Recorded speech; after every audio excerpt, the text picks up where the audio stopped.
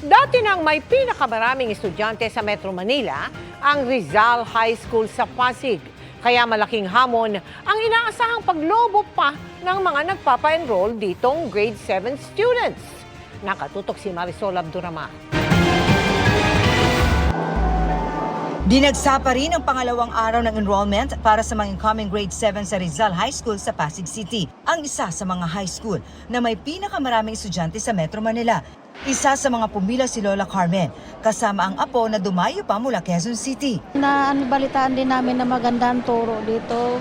Sa ngayon, nasa 1,700 na ang bilang ng mga grade 7 na nagpa-enroll at inaasahan daw ng paaralan na tataas ng 3% ang kanilang enrollees ngayong school year. Noong nakarang school year, umabot sa 1,875 ang kanilang grade 7. Merong public elementary sa aming catchment area, so nakikita namin na tataas kami ng konti sa aming grade 7. Inaasahan din daw nila ito sa mga papasok na grade 11, bagamat magkakaroon daw sila ng konting limitasyon para hindi maapektuhan ang kalidad ng edukasyon.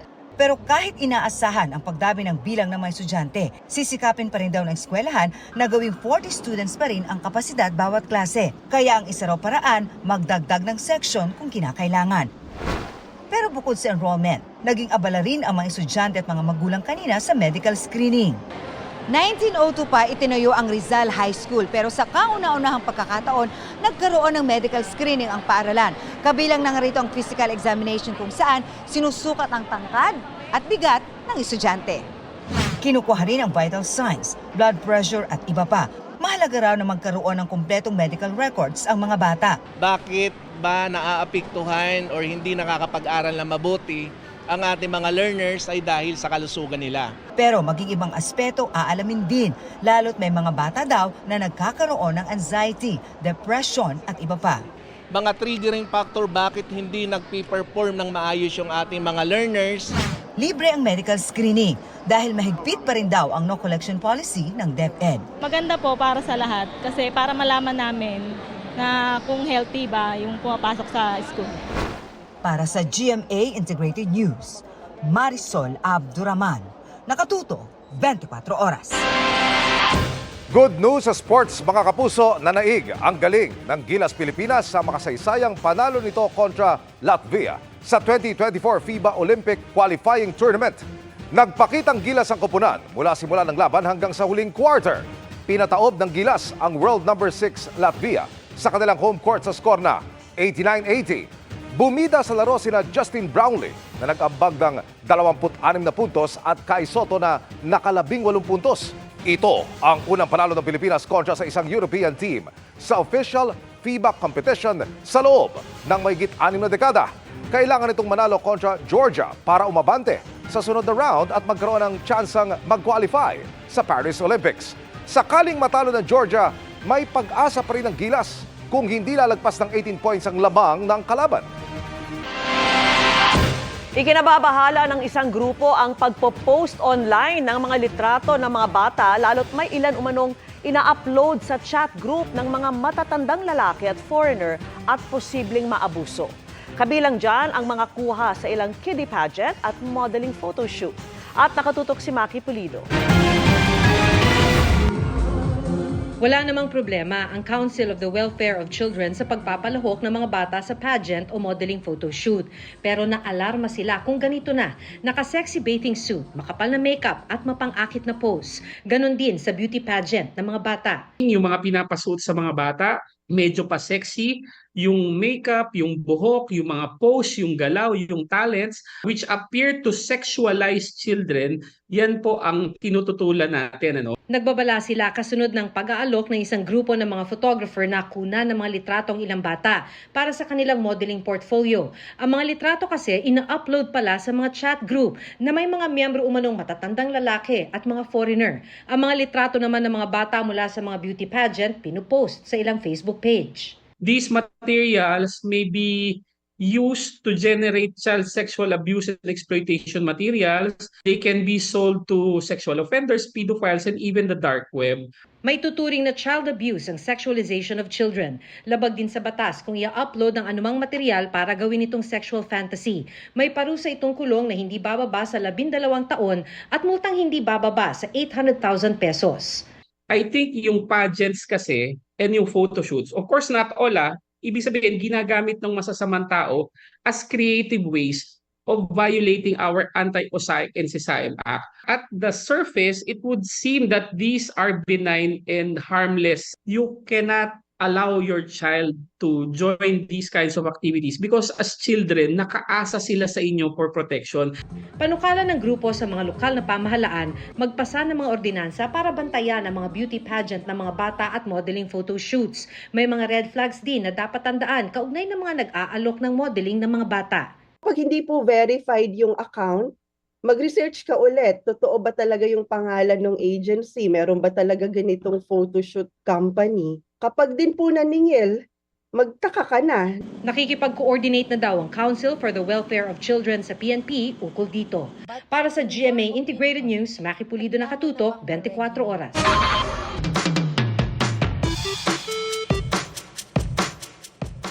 Magandang gabi mga kapuso. Ako po ang inyong Kuya Kim na magbibigay sa inyo ng trivia sa likod ng mga trending na balita. Isang grupo ng estudyante mula Davao City nakipagsabayan sa pinakamalaking student rocket engineering competition sa buong mundo. Gaano kaya katayog ang lipad ng kanilang proudly Pinoy-made na rocket? 3, 2, 1, go! Ang paglipad ng rocket na ito sa kalangitan ng New Mexico sa Amerika, gumawa ng kasaysayan. Ang 9.7-foot rocket kasi na pinangalan ng Sibol, nagawa ng Ateneo de Davao University Rocketry Team. Ang pinakaunang rocket na gawang Pinoy na nilaunch sa pinakamalaking student rocket engineering competition sa buong mundo, ang Spaceport America Cup 2024. There are about 6,153 Rocketeers representing 152 institutions and 20 countries. Si Sibol binuo pa raw ng kupunan sa Davao City at abot langit daw ang kanilang tuwa nang sa paglipad nito, naabot ng rocket ang required altitude na 10,000 feet bago ito bumagsak sa lupa. It has been a great honor, not only by us, but by the whole other rocketry team. It's a testament to what we can do. We are able to be on par with other countries. Kaya ang mas matayog ngayong pangarap ng grupo To continue with that goal and launch more rockets. Good luck to the Philippines! Importante na magkaroon tayo ng sariling rocketry program sa Philippines. Makatulong yan sa pagsulong ng agham at teknolohiya sa ating bansa. Kuya Kim, paano gumagana at nakakalipad sa kalawakan ang mga rocket? Kuya Kim, ano na? Gumagana ang mga rocket dahil sa third law of motion ni Isaac Newton. For every action, there is an equal and opposite reaction. Ang rocket parang nagpasabog na isang bagay pero ginawa mo siya sa isang tube na kung saan may isang butas lang. Lahat ng pressure na namumuo dun sa tube na yon ay lumalabas dun sa butas na yon kaya ang tendency aangat. Ang pinakaunang rocket sa kasaysayan ay ginawa ng mga ancient Chinese noong 1232 AD. Ang naging sandata nila noon laban sa mga Mongol invaders. At ang pinakaunang rocket naman na pumunta sa kalawakan ay gawa ng mga German V2 rocket. Hanggang gumawa na rin sila ng mga rocket na maglo-launch sa mga satellite sa space. Ang pinakauna sa mga ito ay ang R-7 Semyorka ng Soviet Union. Ginamit ito para i-launch ang Sputnik 1, ang pinakaunang artificial satellite noong October 4, 1957. Ang rocket naman na may highest cargo lifting capability ay ang Saturn V ng US na may taas ng mahigit 100 meters. Nakapag-boost ito ng 118,000 kilograms na payload sa low Earth orbit. Pero alam niyo ba kung ano naman ang pinakaunang high-powered hybrid rocket na gawang Pinoy? Ang Tala ang pinakaunang high-powered hybrid rocket na dinevelop sa Pilipinas. Ang naturang rocket na binuo ng isang grupo ng mga estudyante at guro ng St. Cecilia's College, Cebu, ay may taas na 3 metro at timbang na 15 kilo. Matapos ang ilang attempts, patagumpay itong nilaunch sa Kapas Tarlac noon lang 2023. Samantala, para malaman ng trivia sa likod ng viral na balita, tweet o comment lang, #Kuya Kim, ano na? Laging tandaan, kimportante ang may alam. Ako po si Kuya Kim at sagot ko kayo 24 oras. Sa gitna ng pagmahal ng mga bilihin, pinag-aakala na kung posibleng dagdagan ang ayuda sa mga sakop ng 4Ps. Isinusulong din ang pag-amyenda sa batas para otomatiko nang babaguhin ang ayuda depende sa inflation. Nakatutok si Dano Tingkungko. Mahigit isang taon pa lang naka-enroll sa Pantawid Pamilyang Pilipino program o 4P si Annalyn. Malaking tulong daw ang 4P sa pamilya niya, lalo pa ngayong bukod sa may anak siya sa elementary at senior high school, 5 buwan siyang buntis. Nung 1 year po kami naka-payout, kumbaga malaking tulong ko kasi isang bagsakan po siya noon eh. Bayad po ko sa mga utang ko po, sa mga pinagkuhan. Siyempre, hindi po maiwasan yung utang natin, sir eh. Dahil sa hirap po ng buhay dito. Malaking tulong po, nabayaran ko po ibang mga pinagkuhanan po namin ng pera. Pero aminado si Annalyn, kahit may 4Ps, sila'y kinakapos pa rin. Napakamahal na po ngayon ng mga bilhin, lalo na po yung bigas. Diba sir? Napakamahal na po ng bigas eh. Dati pong bumibili kami sa 200, may 5 kilo na kami ngayon, 3 kilo lang. Tapos po lahat po naman bilihin tumaas. Ano yung mga kailangan ninyong gawin mag-asawa para mabuo yung bangga? Ako sir, nagka-cash advance po yung mister ko sa opisina nila, ganun po. At minsan po, naghiram din po ako sa 5-6 para po matugunan yung aming mga pangailangan. Sapat lang po sa pang-araw-araw na pamumuhay. Sa gitna ng pagtaas ng presyo ng mga bilihin, pinag-aaralan ng DSWD ang posibleng adjustment sa ibinibigay na grant sa 4Ps beneficiaries. Pinag-aaralan pa raw ng DSWD at National Economic Development Authority kung hanggang magkano o ilang porsyento ang posibleng aumento. Ay nakipagpulong ang Department of Social Welfare and Development sa National Economic and Development Authority para ipresenta ang ating proposed adjustment sa cash grants. Pero ito ay for approval pa ng ating Pangulo at ng ating mga economic managers. Sa ngayon ay we're still finalizing yung adjustments dun sa grants since ito ay mangangailangan din ng sapat na pondo. Kung maaprubahan ang kanilang rekomendasyon, posibleng sa 2026 na ito ipatupad. Kasabay nito, pinag-aaralan din ang aumento sa panukalang amyenda sa 4Ps law na magtatakda ng mekanismo ng automatic adjustment sa 4Ps grants depende sa antas ng inflation o bilis ng pagmahal ng mga bilihin. Sa kasalukuyan, nakakatanggap ng 300 hanggang 700 pesos na grant ang 4Ps beneficiaries depende sa antas sa eskwela ng anak. Dagdag dyan ng 750 pesos na health grant at 600 pesos na monthly rice allowance.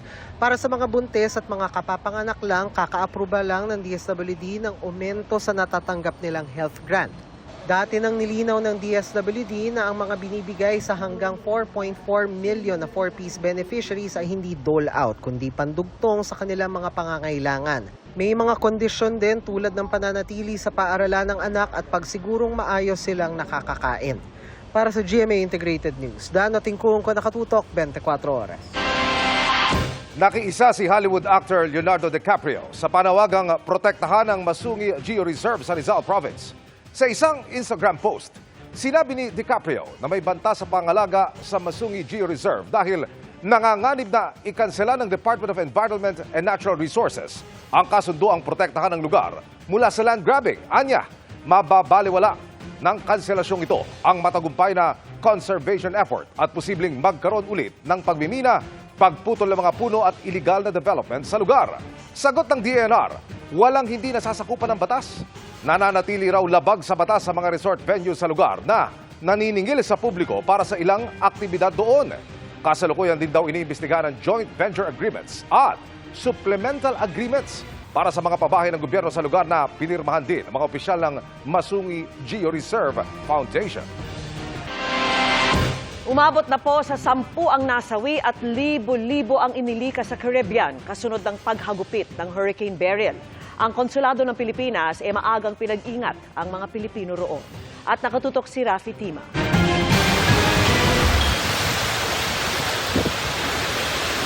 Sa lakas ng ulan sa Kingston, ang kabisero ng Jamaica, halos wala nang makita sa kalsada. Kita naman sa pagsayaw ng mga puno at mga kable ang lakas ng hanging dala ni Hurricane Beryl na umabot ang lakas sa Category 4.